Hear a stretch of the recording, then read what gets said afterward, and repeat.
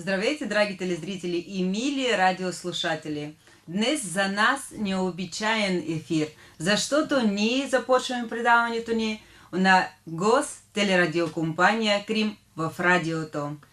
Гости на днешното ни предаване е член на правлението на Републиканско дружество Паисий Хилендарски Петър Петков, честният гост, и Юлия Йович, който постоянно води радиопредавания Български срещи. Здравейте, мили гости! Здравейте! Добър ден за всички, вожден Петър. Днес нашето предаване има необичен вариант.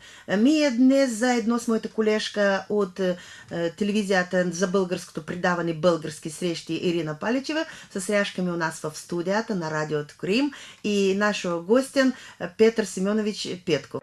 Об этом человеке, за плечами которого уже большая и интересная жизнь, можно говорить много, но для крымских болгар он особенно интересен тем, что может быть настоящим примером в том, что он делает для сохранения и возрождения болгар в Крыму. По своей натуре Петр Петков – сильный, волевой, очень оптимистичный и жизнерадостный человек, умеющий ставить перед собой цели и добиваться их. Родился я 1 октября 1968 года. На тот момент это был райцентр село Новоивановка Одесской области. То бишь я бессарабский болгарин, скажем так. Но волей судьбы мой отец служил в Афганистане, потом, скажем так, в виде поощрения его направили служить в Автономную Республику Крым. И так мы оказались в Крыму. В 1986 году поступил в Ташкентское танковое училище, закончил его с красным дипломом, поучаствовал в боевых действиях, получил статус инвалида войны, ветеран вооруженных сил. Последние годы, когда служил, я заочно окончил в Харькове юридическую академию Ярослава Мудрого. И сейчас занимаюсь частной адвокатской практикой, общественной деятельностью, являюсь заместителем председателя Крымского общества болгар имени Паисия Хилендарского по юридическим вопросам. Петр Петков, знаток болгарской культуры, традиций, обычаев, является пенсионером Министерства обороны Украины, принимал участие в военных действиях, награжден орденом за мужество. Случайно, проходя в сторону железнодорожного вокзала, я увидел Крымское республиканское общество болгар. Зашел туда.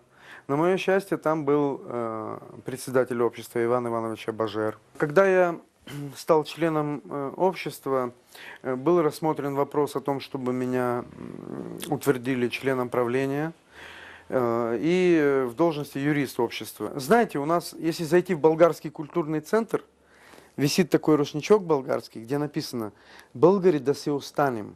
Я общаюсь не только как юрист, просто как болгарин. Да? Я общаюсь с представителями армянского общества, караимского, греческого, немецкого, с Юрием Гемпелем общаемся, встречаемся. Мы очень, знаете, такие теплые встречи. Очень приятно видеть этих людей, которые действительно имеют самоцелью никакой коммерции. Возродить, напомнить потомкам тех наций, которые были, к сожалению, опалены какими-то негативными делами, депортацией и так далее.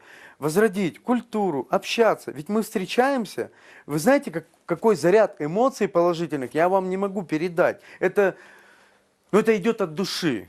Наш герой был отмечен множеством грамот и дипломов, а в прошлом году признан Ассоциацией болгар Украины Человеком года. Я болгарин. Я от этого никуда не денусь и не хочу деваться. Я этим горд и счастлив. Понимаете? И болгарские песни, они так же, как и армянские, и греческие песни, народ, который был опален какими-то тяжелыми ситуациями, жизненными, фольклор сам сориентировался и был направлен. Да, песни немножко тяжелые, лирические, об этой судьбе, о том, что пытались за 500 лет турецкого робства, османского ига, обратить в мусульманскую веру. Не обратились, сохранили веру, культуру, костюм вот на мне, это... Я этим счастлив, это не на показуху, абсолютно. Я этим счастлив, я живу этим. Талант певца дан ему от Бога, приумножен трудолюбием и желанием показать красоту болгарских песен.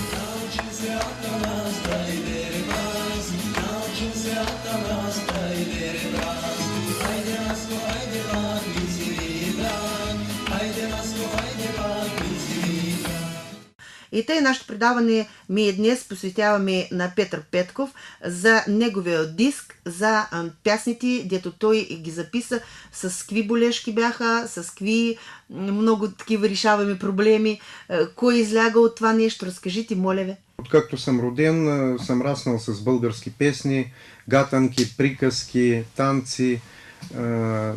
Така че това ми е в кръвта, с това съм роден и с това и си замина сетне, гатош ми дойде реда. Така че цял живот съм увлекавал с това, душата ми се теглила към това, според това чисто на любителско ниво, да речем в семейния кръг, това всичкото се реализирало, защото песни, приказки, майка ми ме учила, баща ми, баба ми.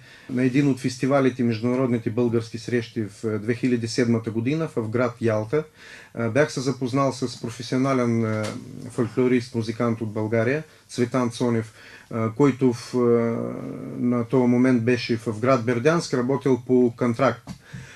Преподавал български фолклор, вокал, народни инструменти, няколко групи водеше там. Пецо, първата песен, която ти записа, коя беше?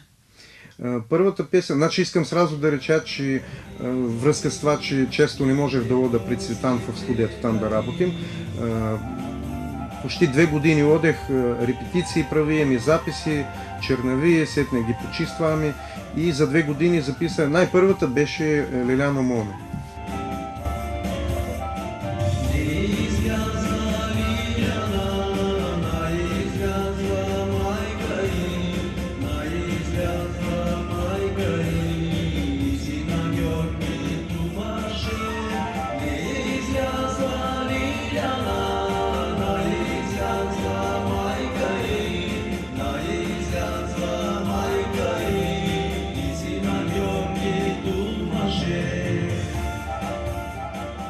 Изобщо 12 трека, които не са авторски песни, ами са чисто народни песни.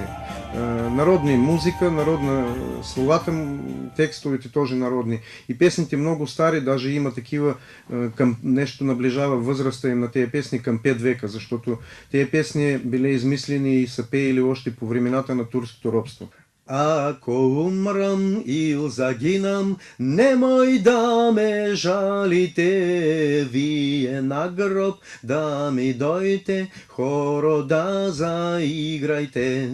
Ако умрам или загинам, немой да ме жалите, напийте се с руйно вино, скършите ги чашите.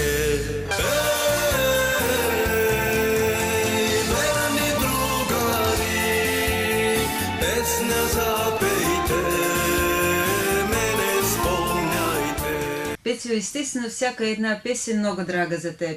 А коя най-вече те фана така западна в душата?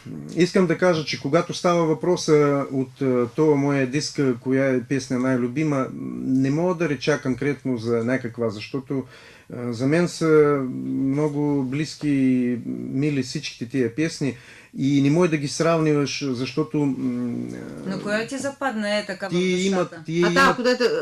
Козагина, много ми имат разни предназначения. Да. Има за родния край, да речем, Драгиева чешма, Охридско езеро, има шигливи, има за любов, Лиляно моме, там Македонско девойче, но има и патриотически песни.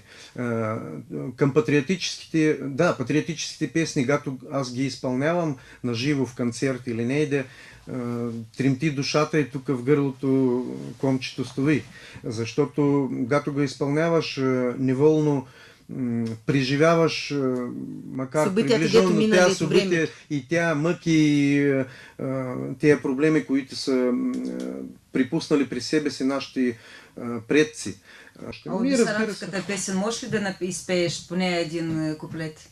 Значи от бесарабските песен Мятало Еленче ябълка, тя такава шеглива песен и на сватбите често го изпълняват, защото Думата върви там, че еленчето е излявало на прага, както, нали, обича, гато... Обичаете булката излява, Булката излява, заметнала с шала. наметната, да, се обръща с гръбом към всичката публика и мята абалка и който фане абалка... Годиника трябва да фане годиника абалка. трябва да ga фане, да. Който, но такъв е обичай, който от момчетата лови абалката, значи той е наречен за нея, той се годява, той ще е мъж. Мятало и ленче ябълка, мятало и ленче ябълка, мятало и наричало, мятало и наричало. На кого падни ябълка, на кого падни ябълка, за него ще се оженя, за него ще се оженя.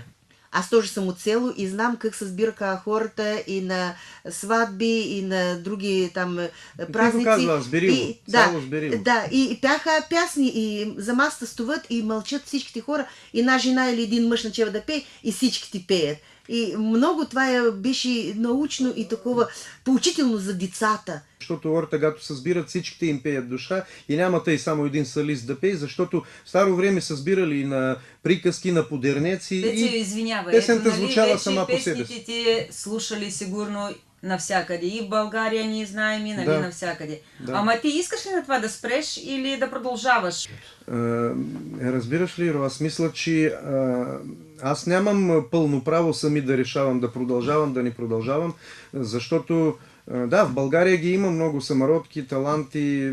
Всеки един българин по голям начин да вземеш, той си талантлив и има тяга и склонност към българския фолклор, песни, танци и така нататък. В предвид на това, че ние живеем в Крима и нямаме достатъчно, да речем, прочути фолклористи и така нататък, професионали, аз нямам право да решавам, че да не продължавам. Аз съм задължен да продължавам, защото на бъдещите поколения, макар нещо ние сме задължени да оставим от българския фолклор, от българския дух, българските пясни, обичаи, традиции, кухнята националната. Така че искам, не искам, аз съм задължен да продължавам.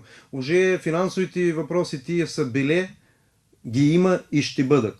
И мисля, че няма да има проблеми да ги решим заедно. Така че... Петю, и към края на нашето предаване, какво бих искал да пожелаеш на нашето поколение, на децата, на българи? Кримските българи, тя, дето предците им живяли в Крим, преживяли депортацията, да ни се плашат да се казват българи, защото тази депортация, за голямо съжаление, имала такива негативи последствия, че българите от Крим, които били депортирани, умишлено, осознано са отказали от българското си произхождение, да нямат проблеми тяхните потомки с обучението, с професии, така че тежките времена са мина. Сега трябва да си дигнат главите, да си яват българските усмивки и с голяма гордост да кажат: аз съм българин. Децата да си учат да казват: аз съм българче, а това значи. Драги телезрители, нашето време изтече, аз не се прощавам с вас, а само ви казвам довиждане. Здраве ви, късмет и благополучие. Оставайте с нас.